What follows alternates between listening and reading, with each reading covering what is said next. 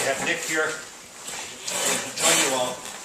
This is my third forum today. Is it all right if I sit? Yes. This is my third forum today. Janet Bewley and I began this morning at Ashland at 9 o'clock for a very nice forum on the budget, many long-term care issues. Then we went to Hayward, where she's still conducting a forum there, and Nick and I wanted to have one here. As many of you know, this is the second forum in Spooner for me in about a week. I was here a week ago to talk about the budget repair bill and respond to questions.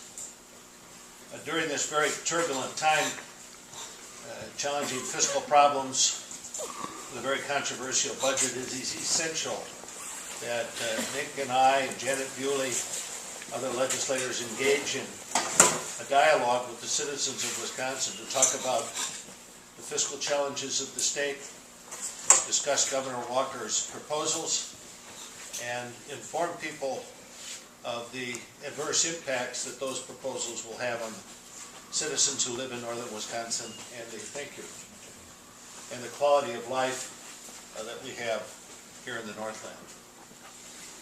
Make no mistake, the state is facing some serious fiscal problems. The global recession has left the state reeling with fewer revenues that were compounded by the one-time nature of the stimulus money that truly saved the state a year ago from economic collapse. And these declining revenues are impacted by the rising caseloads and the demands that citizens have as they turn to local and state government for services as a result of their own economic conditions. An important part of the greatness of Wisconsin has been the ability of government to partner with local governments, to partner with schools, to partner with citizens in a shared responsibility in meeting our needs. This budget severs that shared responsibility in a number of significant ways. And as we talk about those facts, I suspect you will share some of the same conclusions that Nick and I have about the impact of those concerns. And we want to talk a little bit about them today. The state of Wisconsin has established itself as a model for the rest of the nation on how to treat its citizens. Our long-term care programs are considered amongst the best in the country, and for the past 30 years have been the model upon which other states and the federal government has looked at ways to more efficiently deliver services to an aging population. 30 years ago, Wisconsin had 52,000 nursing home beds. It was the largest per capita population of nursing home beds in the country. Wisconsin became the first state in the nation to initiate the Community Options Program, a program that enabled citizens to remain in their own homes, enjoy independence, dignity, security in older age, and receive care at a less costly measure than that high cost of a nursing home. Likewise, so 52,000 beds 30 years ago. Today there are 39,000 beds in Wisconsin, a direct result to people who are living longer, healthier lives in their retirement years because of the services Wisconsin has provided. Likewise, there were three developmentally disabled centers in Wisconsin. You had one at Northern Center, Chippewa Falls, where over 750 developmentally disabled adults resided. You had one in Central Wisconsin Center and Southern.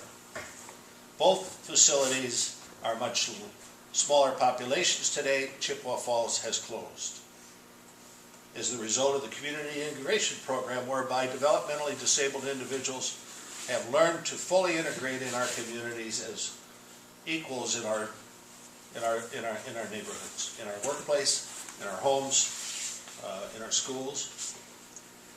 And it has resulted in not only better quality of life for us all, but it has resulted in less costs to the state of Wisconsin.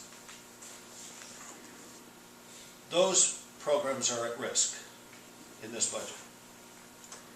As this budget cuts the family care program by $242 million and reverses the notion of deinstitutionalization to the possibility of reinstitutionalization of many of our citizens.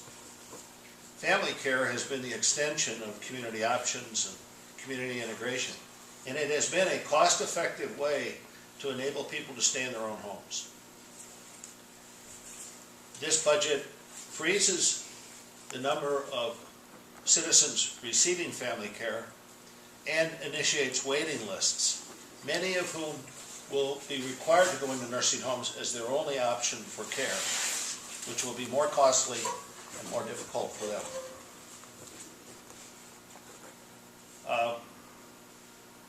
As you know, the latest installment of Wisconsin's commitment to its citizens was senior care.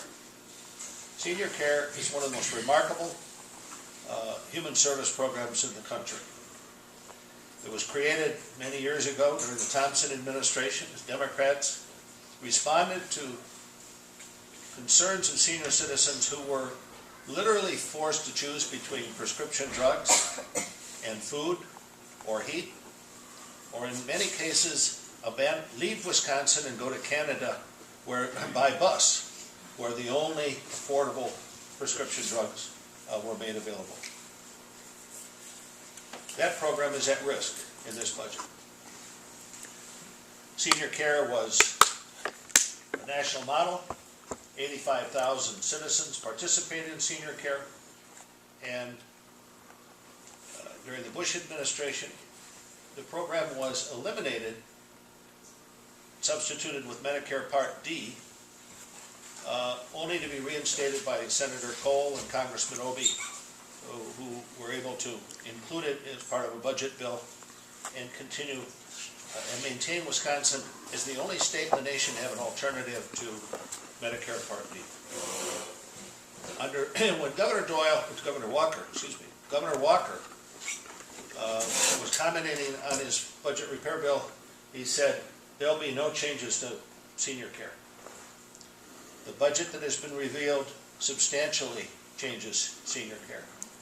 And one of them is that it requires everyone who applies for senior care to apply for Medicare Part D.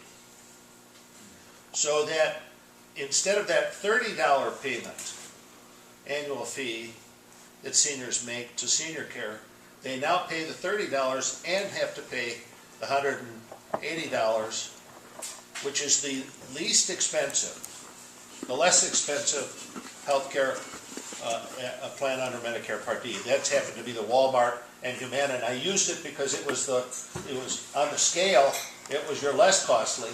The most expensive is $1,600. They will be required to do that. Now the intention, as stated by the administration, is to save $17 million to the taxpayers of Wisconsin. Now remember that Governor Walker has said he believes there should be shared sacrifice in this budget. Let me give you 3 examples where there is not shared sacrifice. One is that this budget will require seniors under senior care to pay more for their health care than under senior care. One of the earlier bills in Governor Walker's administration provides tax breaks to those who purchase health savings accounts. Nothing wrong with health savings accounts. If you can afford them, they're perfectly fine. 2% of the population use them. He's giving tax breaks to 2% of the population, including people who make $500,000, $1 million, or $5 million or more. So I don't think it's shared sacrifice when the governor is demanding that people on senior care begin to pay higher for prescription drugs at the same time he's providing tax breaks to people who make $5 million a year because they can afford health savings accounts.